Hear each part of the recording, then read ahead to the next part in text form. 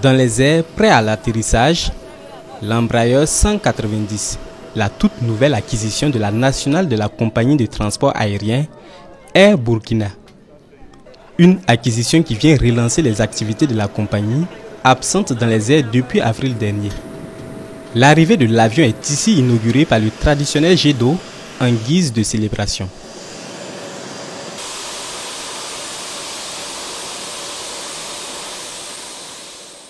Quelques minutes après immobilisation, l'avion ouvre ses portes au ministre en charge de la mobilité, premier passager à bord de ce tout nouvel aéronef. Air Burkina n'est pas seulement un avion.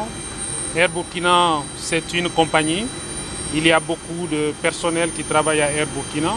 Et tous ces personnels-là étaient à un moment donné, on va dire, au chômage technique.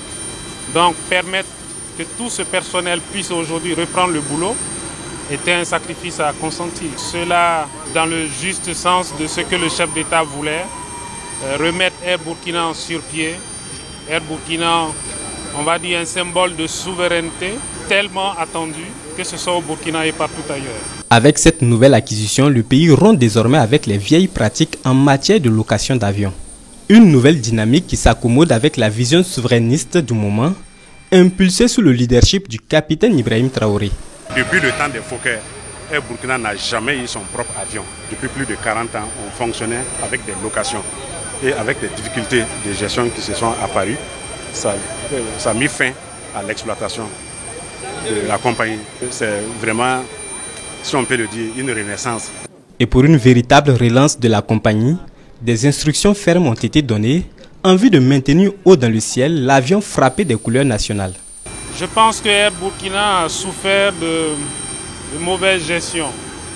Aujourd'hui, le DG Air Burkina sait ce que nous attendons de lui. Mettre en place une gestion qui va permettre à Air Burkina de ne plus jamais revivre les difficultés qu'ils ont vécues jusque-là. Ce nouvel appareil a une autonomie de 6h30 et peut voler jusqu'à 900 km/h selon Maurice Sanogo, pilote et commandant de bord. C'est l'homme qui a convoyé l'avion depuis la Chine jusqu'à destination.